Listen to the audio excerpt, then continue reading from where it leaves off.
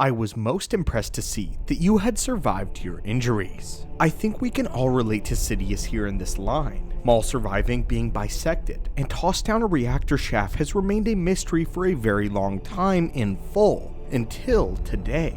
Greetings, acolytes of the Force, and welcome back to the archives. Many of us were overjoyed to see Darth Maul when he returned in Season 4 of Star Wars The Clone Wars. We would find Maul alone and insane on the world known as Lotho Minor, when Savage Opress would be led there by Morley, the odd, snake-like creature. Now sporting the lower half of a spider made out of trash, Maul was mumbling nonsense while screaming his head off about the Jedi. Savage asked the question that was on all of our minds. What happened to him? Unfortunately, Morley said that he had found Maul this way, and that he had been this way for quite some time. And it was clear in this current state that Maul did not have the answers as to exactly what had happened.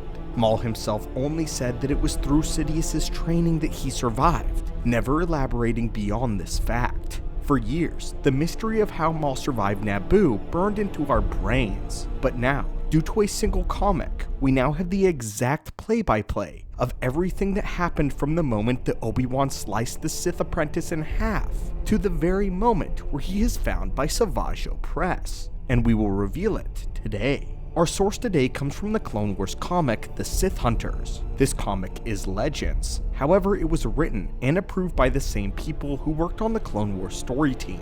The comic follows the events that happened directly after the Clone Wars Season 4 finale, with Maul and Savage trying to set themselves up with some riches, while also dodging a strike team of Jedi sent directly to murder both Sith.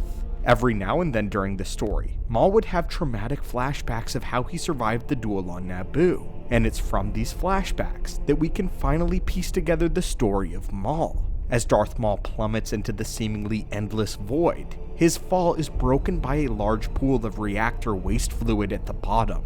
Maul, still in shock and barely able to move, is forced to watch in rage-filled horror as his legs burn right in front of him. A final bit of mockery from the young Jedi. It's assumed that this toxic fluid is extremely acidic, as they burn the lower half of his body in just a few minutes. But Maul's rage and knowledge of the dark side was so great and pure in this moment that he was able to keep his body from burning away in the acid. Maul didn't study much of the projective side of the Force, but rather focused on the ability to harness the dark side within himself.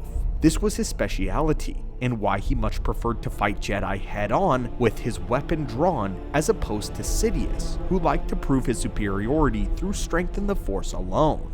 Maul was an expert, or perhaps even a master, at the skill known as Force Valor, a way of focusing the Force through one's body to carry it beyond physical limits. It seems that he was fueled with so much rage and hatred from losing to the Padawan Kenobi and having his life at risk at the behest of someone far weaker than him, that he was able to draw upon the dark side in an unprecedented way to keep himself alive through sheer force of will alone. And it was in that moment that the sinkhole would open in the bottom of the shaft in order to drain the waste. Maul was swept down into this hole with the rest of the fluid and poured into a large tube, still clinging to his lightsaber in the process, refusing to relinquish it. This tube was on a conveyor belt alongside several other tubes being filled with the same waste, made from other reactors in the plasma plant. Inside of this container, Maul was moved along and secured onto a transport. As the waste transport flew all of the fluid containers off-world, Naboo, too precious to be soiled by its presence, Maul would sit within them and nearly suffocated to death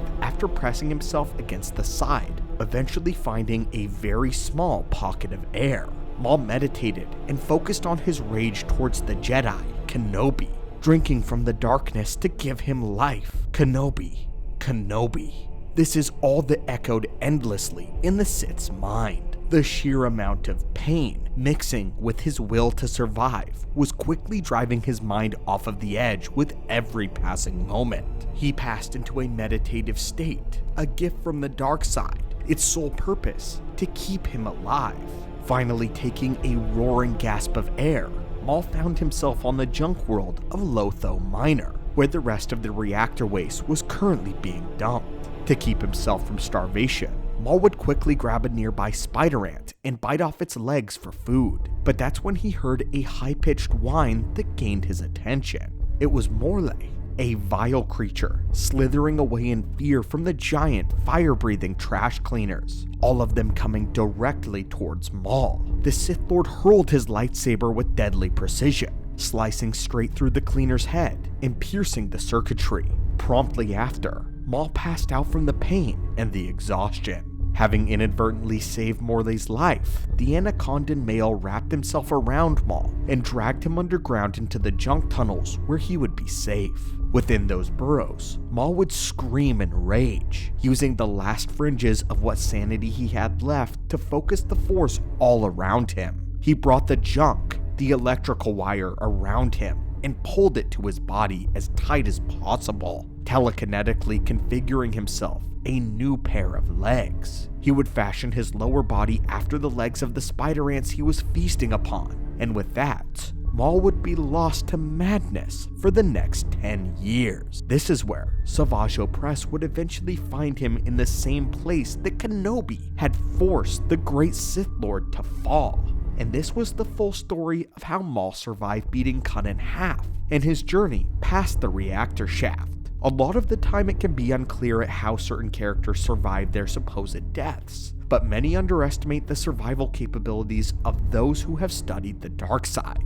Unlike the light, which specializes in healing and soothing pain, the dark side has other methods. Jedi and those who follow the light are okay with succumbing to death, accepting it, passing on with peace. But Sith are incapable of these feelings. They are obsessed with life, clinging to it by any and all means necessary. Whether Sidious cared for Maul as a long-term apprentice or not, as the Dark Lord of the Sith, Sidious was going to train his first apprentice to be as strong as possible, for as long as he would need him. We say all of this to illustrate that it was Sidious's training that kept Maul alive. Sidious trained Maul to be an assassin who carried out important tasks for the Sith that no bounty hunter or pirate ever could. Tasks that needed to be done quickly, discreetly, and that contained information vital to the Sith. Maul needed to have survivability so that he could complete his missions. He needed to return to Sidious alive. The point being,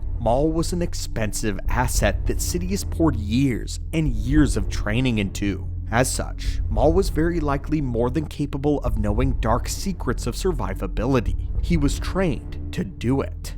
Darth Bane would talk about how a Sith can draw upon the pain and suffering inflicted by a fatal injury to sustain themselves to an unnatural degree. Bane would do this to stave off a deadly poison coursing through his body that rendered him unable to speak and barely move. And during this time, we get Bane's thoughts. He speaks of the power he gains through pain and believing it was limitless, and its only weakness was the utilizer's strength. It would only fail if the Sith in question were to run out of stamina or lose strength.